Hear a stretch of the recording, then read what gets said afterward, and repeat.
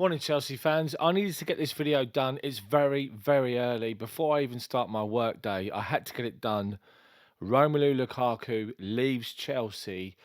What a waste of time that's been. What a joke that's just turned out to be.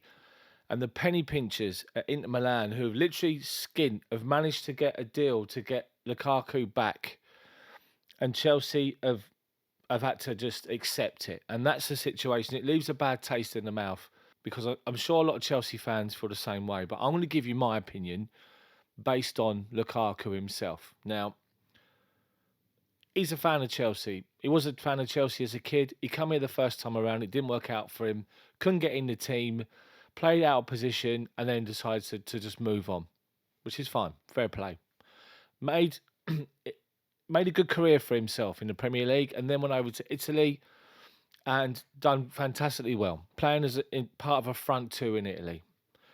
So when looked at Chelsea last season, we were all struggling, or we were struggling for goals, simple as that. Lukaku scores goals, guarantees you goals, and Chelsea went after him. Now, I want to skip from the beginning of the season to the interview he did in Sky Italy, where he was talking about the fact that he wasn't happy in London. Thomas Tuchel had promised him a certain way or said there's a certain way he's going to be used in the team, and it's worked out to be completely different. Now, for me, that can only mean the formation. Now, Lukaku has to accept the fact that Chelsea have not played with a front two, a starting front two and a front two formation over a sustained period of time since probably Drogba, Shevchenko, possibly. It's been that long. Chelsea are literally a one-man up front team, either two wide in a 4-3-3 or two in behind, two number 10s, as we saw. And I'm sure Romelu Lukaku, like most other footballers and fans in Europe, watched the Champions League final two finals ago. Not this season, the season before. I don't know if you remember it. Chelsea won it. We beat Man City. And it was clear it's a one-striker formation. Simple. Now, Lukaku himself, personally for him, if he feels as though he's been given a promise and that promise has not been delivered on, then he's got every right to probably feel aggrieved and air his frustration. I get that. I understand that. And you can't blame him for doing so. The fact that he chose to do it on Italian TV, which obviously was going to be leaked, wasn't a great idea. Anyway. So Lukaku himself, he started off this season great. And the goal that he scored at Arsenal, the great move where he was pushed up on the up against their defence, dropped off to link the play, lay the ball off, then spin off in behind, literally just shrug off a defender and get in the box for Reece James's cross to tap it home.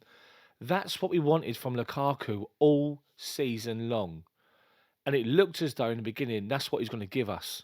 Someone that leads the line, that can keep defenders busy, that shrugs them off, uses his power, drops off, links the play, and then spins in behind. That's what we wanted.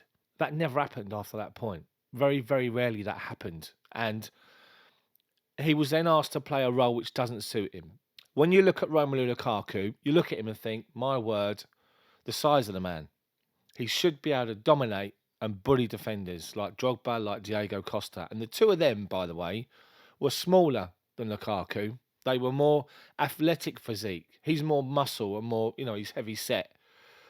And the guy should be bullying and dominating defenders week in, week out. He should be winning headers and not giving anyone a chance against him to hold people off, to hold the ball up. And he doesn't want to be that striker. And you look at him and think, why do you want to be more like Timo Werner when you should be more like Diego Costa and Didier Drogba and Olivier Giroud for that matter?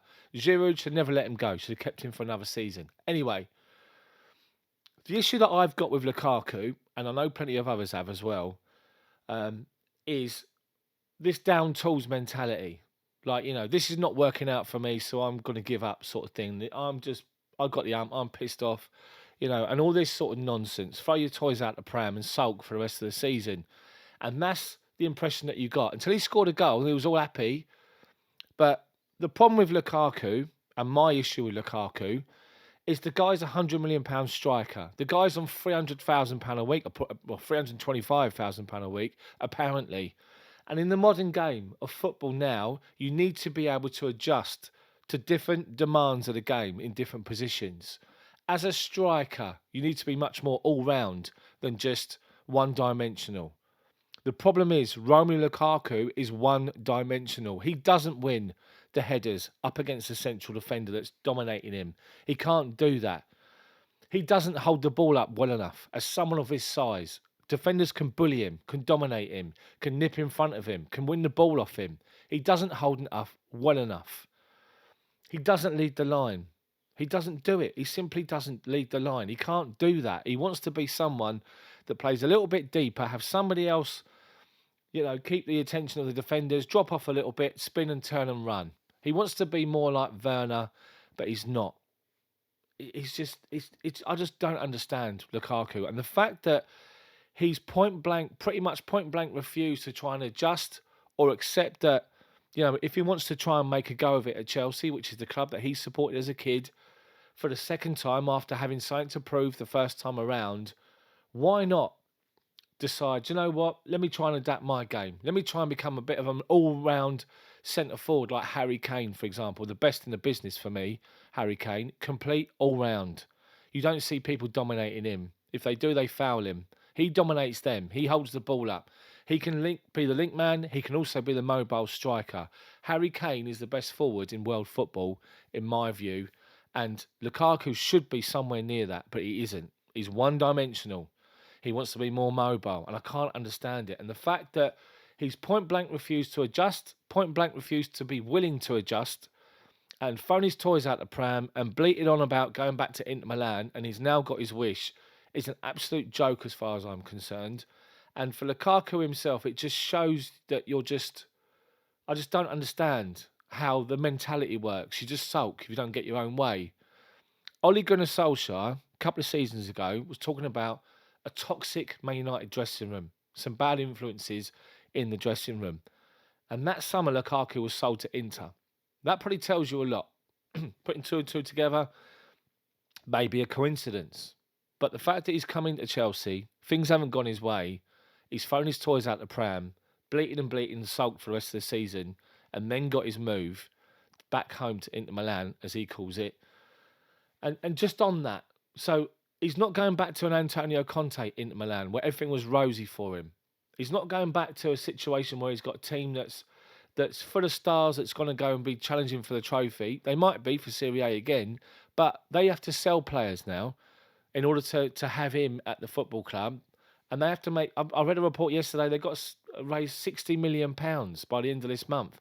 They just agreed a deal for €8 million plus 2 million add-ons with Chelsea. So they're going to have to lose some players.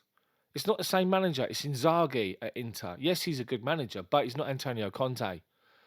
Lukaku's used to Conte's Inter. And if it all goes tits up at Inter Milan, what's he going to do? Throw his toys out the pram and demand to come back to Chelsea, to come back here and sulk?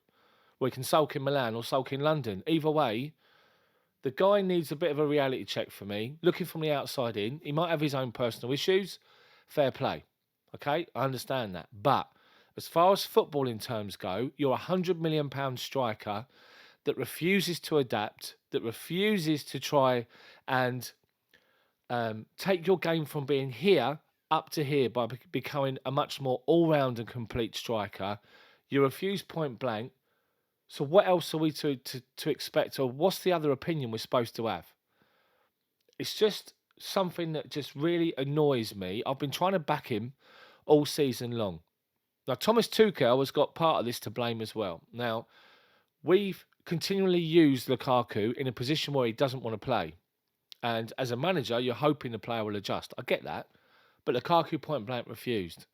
And I want to refer you back to Inter Milan, Champions League away, where the two centre-backs were De Ligt and Bonucci. And Lukaku pushed up against them, just in front of them, and made it so easy for them to deal with. They were sitting there, just watch him move around in front of them, and made it so simple. They just squeezed the defensive line up, condensed the play, and at one point, Kai Havertz, who's supposed to be playing deeper than Lukaku, off him or around him, couldn't actually go anywhere because Lukaku was being forced backwards to our halfway line, or to the halfway line, condensing the play. And Chelsea just found themselves going side to side because Lukaku was useless in that particular formation. He can't hold the ball up, so you couldn't play it up to him. He couldn't lead the line. And I was crying out at half time, put Timo Werner on, for God's sake. Put Timo Werner on and tell everybody in a Chelsea shirt for the first 10 minutes of that second half, as soon as you get the ball, just tell Werner, try and run him behind and ball over the top. And what it would do, excuse me, what it would do is force the Juve defence backwards, because they have to try and compensate for Werner's pace. They'll have to drop deeper, expecting Werner's run or a ball over the top. And then that opens up the space in front of them for Chelsea to play with their number 10s. It didn't happen. Werner didn't come on. We sat there with Lukaku pushed right up against them, and we lost the game. So Tuchel's to blame for some of the tactical decisions that we've made and the way that he's to try to get Lukaku to operate. And when it obviously it wasn't working, persisted with it at times. But this whole thing has been a complete waste of time, a complete joke. And the only thing I want to say in a positive spin on all this is if Roman Abramovich and the Chelsea board under Abramovich was there and there was no takeover, then people like Declan Rice, who I think Chelsea have got a good chance of signing this summer, wouldn't come to Chelsea, because the board would probably look at Lukaku, let's spend 100 million, bring a player back, and they got their fingers burnt. Would they go and do that again with someone like Declan Rice? 100 million for him to bring him back. They'll be too worried about being burnt, fingers being burnt, not working out.